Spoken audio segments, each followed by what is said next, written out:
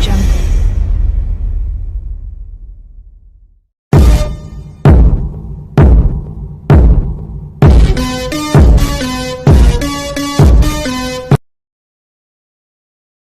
Shalom, soyez tous salués dans le puissant nom de notre Seigneur Jésus. C'est comme je le dis toujours, c'est le nom qui a été donné au-dessus de tout nom. Et celui qui ne croit pas en Jésus est déjà condamné. Alors, aujourd'hui, je parlerai d'un thème. Je parlerai de ce que certains religieux veulent vous cacher. Aujourd'hui, je vous parlerai de certains termes et certains mots qui ne sont pas utilisés et qui n'ont jamais existé dans le Coran, mais qui sont utilisés par certains adeptes des religions. Alors, pour commencer, je vous dirai ici, présentement, que c'est Jésus qui est Dieu, l'être suprême, l'Esprit éternel, c'est Jésus-Christ. Alors, si vous ne croyez pas en Jésus, vous êtes déjà condamné. Ne me dites pas et ne me dites plus jamais que vous croyez en Jésus si vous n'avez pas pris votre baptême. Alors, si vous croyez en Jésus, sûrement vous avez déjà pris le baptême au nom de Jésus. Alors, celui qui dit qu'il croit en Jésus, il a déjà pris son baptême. Alors, vous qui me suivez, vous, avez-vous déjà pris votre baptême? Est-ce que vous avez pris votre baptême au nom de Jésus? Si c'est le cas, shalom, car vous êtes un frère ou vous êtes une sœur. Alors, quels sont ces mots qui ne sont jamais utilisés dans le Coran et qui n'existent pas dans le Coran, mais qui sont utilisés par certains adeptes religieux, ténébreux, religieux et ténébreux? Le mot ablution. Le mot ablution n'existe pas dans le Coran.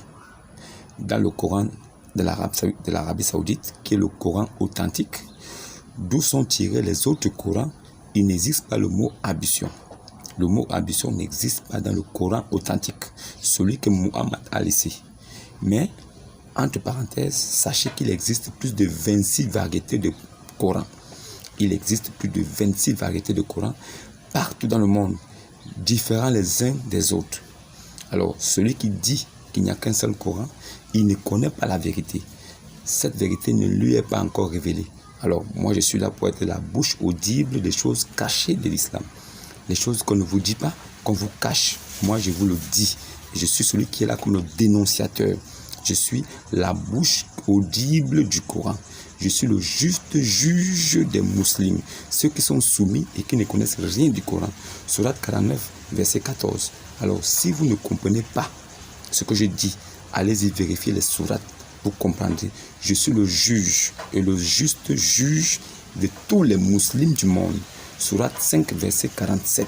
Sourate 5, verset 47. Que les gens de l'évangile jugent. Tous ceux qui sont gens de l'évangile, ce sont des chrétiens, authentiques serviteurs de Christ, qui ont reçu l'héritage des saints apôtres, pas plus, pas moins. Donc, la parole de Dieu et son livre ne s'est point éloigné de leur bouche.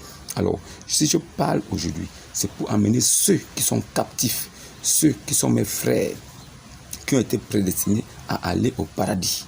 Ceux-là, je parle pour qu'ils comprennent la voix du berger, la voix de Dieu vivant, qui est Jésus-Christ, pour qu'ils sortent de là et qu'ils reviennent à la maison et ils deviennent fils.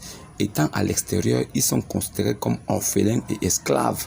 Mais s'ils reviennent à la maison, alors ils seront considérés comme fils et héritiers avec le Christ. Chers frères, chers abonnés, soyez tous salués encore une fois de plus. Comme je disais, aujourd'hui je parlerai de deux termes. Le premier, c'est ablution. Ça n'existe pas dans le Coran. Je mets tous les musulmans au défi tout de suite. Il n'y a pas le mot ablution dans le Coran. Le deuxième, avant de passer au deuxième, parlons d'abord de l'ablution. Qu'est-ce que signifie ablution? La plupart des musulmans disent que Jésus a fait ablution. Alors, ce que j'aimerais comprendre ici, ce que je ne refuse pas, j'accepte. Ok, Jésus était musulman. Jésus était soumis à Dieu. Parce que selon certains musulmans, être soumis à Dieu veut dire être musulman. D'accord. Jésus, quand il se jeta sur sa face, qu'est-ce qu'il a dit? Quels sont les propos de Jésus? Quels sont ses mots quand il s'est jeté sur sa face? Il dit, mon Père. Jésus a dit, mon Père. Le Jésus musulman a dit, mon Père. sachant très bien que Allah lui-même, il dit dans le Coran qu'il n'a jamais engendré, il n'a non plus été engendré, il n'a pas de fils et il n'est pas père. Alors si Jésus appelle Dieu mon père, il y a un problème. Tous les musulmans devraient se poser la question, pourquoi Jésus musulman appelle Allah mon père? C'est la question qu'il faut se poser. Si vous n'avez pas de réponse, alors sachez que vous êtes dans la fausseté. Vous êtes dans une religion de mensonge, un château de sable qui va s'écrouler. Parce que la destruction de l'islam est en cours. Maintenant, ambition là, Jésus, lui, il a lavé les pieds de ses disciples. Il a lavé les pieds de ses disciples. Ambition là, vous musulmans, quand vous faites ambition, vous lavez les pieds de vos disciples. Quoi? Vous lavez les pieds de vos frères ou bien vous lavez vos propres pieds? Quand vous faites ambition, vous lavez les pieds de vos frères ou vous lavez vos propres pieds? Parce que Jésus, lui, il a lavé les pieds de ses disciples. Alors, vous lavez vos propres pieds. Comment vous pouvez dire que ce qu'il a fait, c'est l'ambition que vous faites? Comment vous pouvez-vous être aussi hypocrite et irresponsable? Comment pouvez-vous être aussi menteur, ténébreux, qui aimerait tirer les autres dans les ténèbres là où vous êtes? Comment voulez-vous amener les gens en enfer, là où vous résidez déjà? Ça veut dire vous résidez en enfer et vous voulez tirer les autres là-bas. Comment pouvez-vous dire que Jésus a lavé les pieds de ses disciples? Ça veut dire qu'il a fait ambition. Est-ce que vous, quand vous faites ambition, vous lavez les pieds de vos frères ou bien vous lavez vos propres pieds? C'est la question qui vous est posée. Vous ne voulez pas réfléchir. Je vais vous amener à faire des recherches, à réfléchir et à connaître votre livre. Quand vous connaîtrez votre livre, je pense que vous-même, vous serez capable de savoir dans votre cœur, sans dire à personne, que cette affaire, c'est faux. Ça veut dire que vous serez capable de sortir de là, mais sans rien dire à personne, et de garder le silence, de peur de votre vie. Parce que si vous quittez cette religion et que vous dénoncez, et que vous dites que vous n'êtes plus là-bas, votre vie en dépend et vous le savez. Voilà pourquoi vous êtes obligé de rester là-bas. Même si vous savez que c'est faux, vous tenez le coup, vous serrez le cœur. Je ne suis pas de ce genre-là. Je vous dirai la vérité de Dieu qui va vous affranchir. Je vais affranchir votre âme, même si votre corps reste esclave de ces rites, de ces gymnastiques. Mais votre âme sera libérée, car il connaîtra la vérité. Et la vérité va le libérer. Jésus n'a jamais été musulman. Jésus n'a jamais été musulman. Ça n'existe pas. Il n'a jamais été musulman. Il appelle Dieu mon Père. Ne crois-tu pas que je suis dans le Père et le Père est en moi? Jésus musulman là, il a dit au paradis là, aucun homme ne prendra de femme et aucune femme ne prendra de mari. Nous serons asexués comme des anges. Alors, mais votre type est venu. Il a dit, dans votre paradis, vous aurez 72 vierges chacun. 72 vierges avec des longs pénis démesurés. Maintenant, entre votre type qui est venu après là, que vous dites que c'est Jésus qui a envoyé, et ce que Jésus a dit avant de partir, qui dit la vérité? Puisque dans votre livre, lui-même, Issa, ce Jésus fabriqué là, il est la parole de vérité, il est la parole de Allah, il est l'esprit de Allah, il est le souffle de Allah. Donc c'est le véritable. Donc ce qu'il dit est vrai.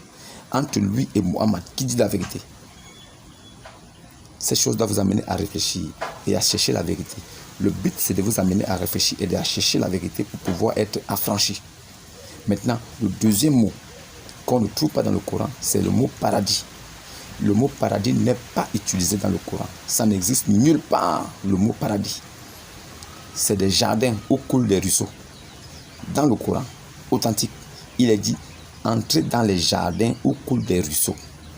Mon frère, les jardins où coulent des ruisseaux là, on les trouve partout.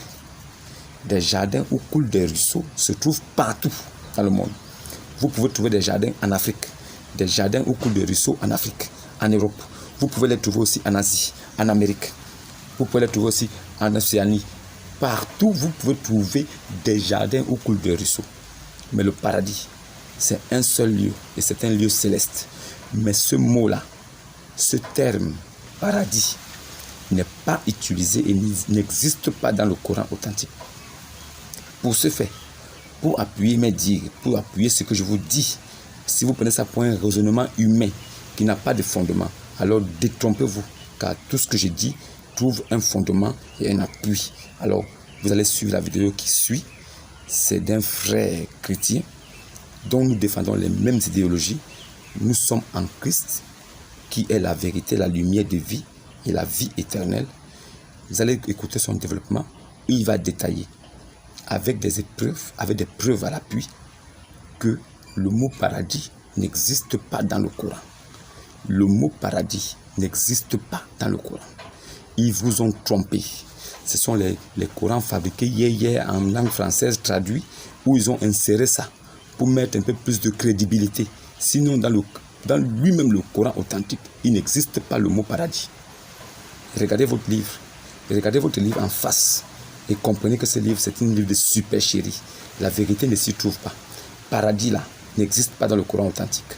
Suivez le frère en face. Shalom et que Dieu vous garde. Paradis, vous et vos époux, frères. Il n'y a pas un verset dans la Bible où on dit chrétien entre au paradis. J'ai d'ailleurs même. Je vais essayer de. Musulmans, entrez au paradis, vous et vos époux, frères. Il n'y a pas un verset dans la Bible où on dit chrétien entre au paradis. J'ai d'ailleurs même. Je vais essayer de mettre un peu l'accélérateur pour voir ce que ça va donner, Inch'Allah. Frères, entrez au paradis, vous et vos époux, frères. Il n'y a pas un verset dans la Bible où on dit chrétien entre au paradis. J'ai d'ailleurs même.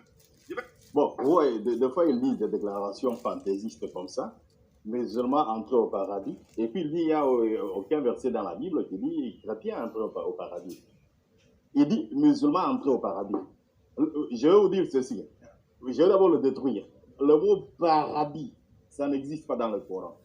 Dans tout le Coran du monde, il n'y a pas le mot paradis, ça n'existe pas. Et nous allons vous démontrer que le mot paradis n'existe pas dans le Coran. Suivez. Je vais essayer de mettre un peu l'accélérateur pour voir ce que ça va donner, Inch'Allah. Frère, vous et vos épouses, frère, il n'y a pas un verset dans la Bible.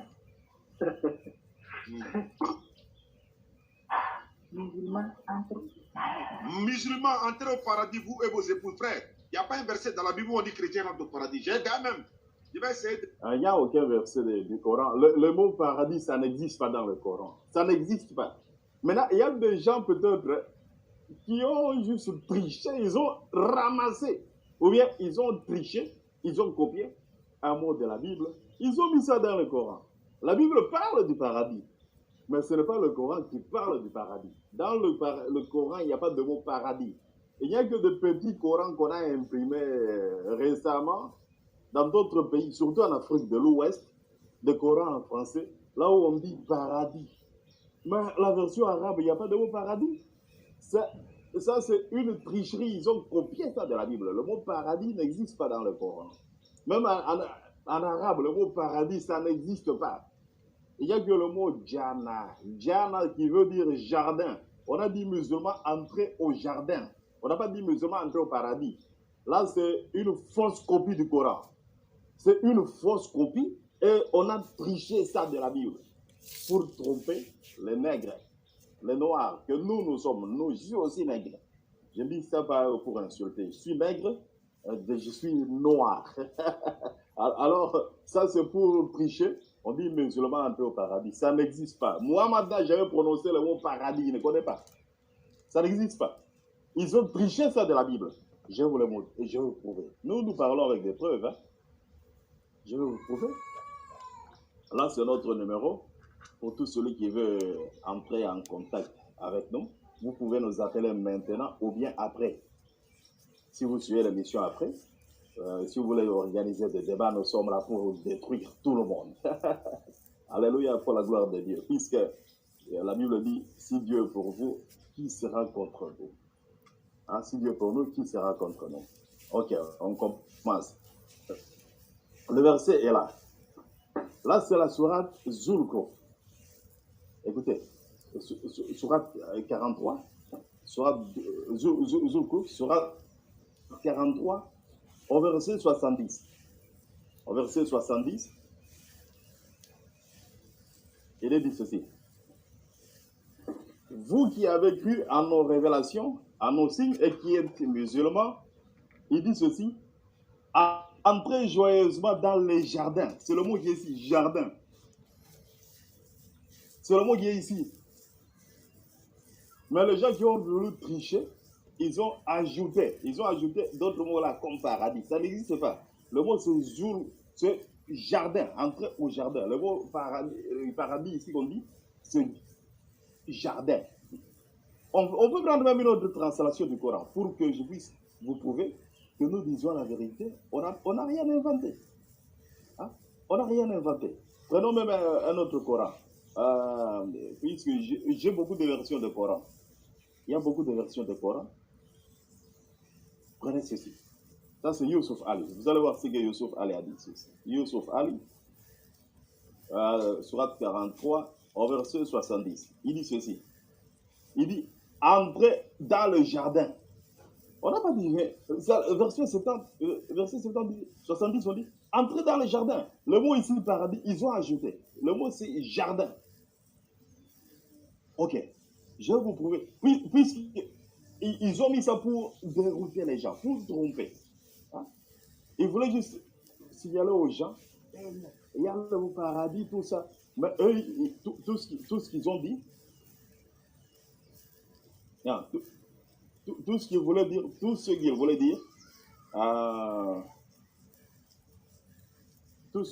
c'était cette langue ici. C'était attendez. Ouais. Tout ce qu'il voulait dire, je vais vous montrer ici. Sur Zulkouf au numéro 70. On dit ceci. Entrez dans le jardin. On a dit jardin ici. Vous et vos épouses. Il n'y a pas de mot paradis. C'est jardin. Maintenant, entre ce Coran ici, où est le vrai Coran dans tout ça? Où est le vrai Coran? Donc, vous voyez que ces gens sont des bandes de voyous, des maraudeurs, des menteurs. Ils doivent toujours changer de Coran pour tromper les gens. Hein? Pour tromper les gens. Voyez-vous? Pourquoi est-ce qu'ils font ça? Nous sommes là pour remettre les histoires en ordre. Attendez, je vais vous montrer une autre version du Coran. Une autre version. Il y a plusieurs versions ici. Non, celui-ci. Une autre version du Coran. Ici, on a dit que ceux qui ont créé nos révélations, ils sont soumis à nous, ils sont musulmans. Entrez dans le jardin. Le mot paradis, ça n'existe pas dans le Coran. Ça n'existe pas. Ça, ils ont juste copié. Il y a des Corans là où on a essayé de changer. Je vais vous donner l'autre Coran ici. Là, on a changé de sens. Le mot ici, vous voyez ici, c'est là, sur 43, verset 70. Le mot paradis, ça n'existe pas. On parle de Jannat. Maintenant, entrer au paradis, ça c'est une fausse version. Je vais vous donner la signification de ce mot-là. Le mot Jannat, Al-Jannat. Voyez-vous ce mot ici? Le mot là, Al-Jannat. Al-Jannat, Jannat. Ça veut dire, la signification est là, c'est le jardin. Ça veut dire jardin, ça ne veut pas dire paradis. Ce sont des menteurs, ces gens ici. On continue avec la vidéo, très vite. Ceux qui veulent débattre avec nous, nous sommes là. Contactez-nous pour le débat. Nous vous montrons ce qui est écrit. Hein? C'est faux tout ce que ces gens racontent. L'islam ne peut pas évoluer sans mensonge. De mettre musulmans entrez au paradis, vous et vos épouses, frère. Il n'y a pas un verset dans la Bible. Donc, on a vu, c'est une fausse version. Puisqu'il y a même le mot arabe, c'est Jannat. Jannat, ça veut dire jardin. Mais ils ont triché, ils ont mis paradis. Ça n'existe pas dans le Coran. Ce sont des comédiens. Suivez aussi cette... suivez... On dit chrétien. Vous dans les répètes. Suivez. Savez-vous que, d'abord, avant le saviez-vous, frère, actuellement vous êtes dans votre maison, vous êtes chaussé? Vous avez porté des chaussures à l'heure où je vous parle? Non. Pourquoi? Pour quelle raison vous ne rentrez pas chaussures dans votre maison? Parce que le lieu est propre. Ça, c'est une bonne réponse. Quand votre épouse veut rentrer à la mosquée, elle rentre avec les chaussures? À la mosquée, bon, j'ai constaté que nos corps ne rentrent pas avec les chaussures. D'accord, ça aussi c'est vrai, parce que c'est un lieu saint. Est-ce que vous rentrez avec les chaussures à l'église? Oui, bon, tu vois, il pose des questions bêtes. La Bible n'a jamais dit, ce n'est pas écrit dans la Bible, même dans le Coran, on n'a jamais dit pour entrer dans une église ou bien dans un lieu de l'église pour prier, il faut enlever le soulier. Ça n'existe pas dans la Bible. Ça n'existe nulle part dans la Bible. Même dans... Maintenant, je défie ce petit comédien ici. Ah, vous ne l'aviez pas vu, hein? Attendez, je vais vous projeter. Je vais projeter son visage pour que vous puissiez voir comment est-ce que ce petit est en train de mentir. Alléluia. Ah, suivez. Pour quelle raison? J'ai constaté que nos corps ne rentrent pas assez propres. Ça, c'est une bonne réponse. Quand votre épouse veut rentrer à la mosquée, rentrez les chaussures. À la mosquée, bon, j'ai constaté que nos corps ne rentrent pas avec les chaussures. D'accord, ça aussi c'est vrai, parce que c'est un lieu saint. Est-ce que vous rentrez avec les chaussures à l'église? Oui, oui. Pour quelle raison? Le lieu est propre. Ça, c'est une bonne... Non, non. Pourquoi? Pour quelle raison vous ne rentrez pas à chaussures dans votre maison? Parce que le lieu est propre. Ça, c'est une bonne réponse. Quand votre épouse veut rentrer à la mosquée, rentrez les chaussures. Alors, je voulais dire, ça c'est de la comédie. La Bible n'a jamais dit qu'il faut enlever les souliers. Maintenant, je défie à ce petit ici qu'il puisse me dire c'est écrit où dans le Coran, pour entrer dans la mosquée, il faut enlever les souliers. C'est écrit où? Ou bien ils ont juste copié, ils ont triché ça de chez les Juifs. La Bible n'a jamais dit qu'il faut enlever les souliers. Ce n'est pas écrit dans toute la Bible. On n'a pas dit pour entrer dans une église, enlever les souliers. Ce n'est pas écrit dans la Bible, ce n'est pas biblique. Maintenant, si quelqu'un veut enlever le soulier, c'est à lui. Maintenant, Dieu a dit à certains prophètes, comme Moïse et Josué, on a dit, enlève les souliers là où toi tu étais. C'était une recommandation personnelle qu'on a donnée à Moïse et on a donné à Josué. On n'a pas donné à tout le monde. On n'a pas donné à tout le monde. Comme Dieu avait dit à Moïse, tu peux jeter le bâton, tu peux mettre ta main dans ton escale, tout ça. Là, ce sont des recommandations personnelles. Dieu ne nous a jamais dit d'enlever le soulier. Ce n'est pas écrit dans la Bible. Hein? Hein? Ce n'est pas écrit dans la Bible. Attendez.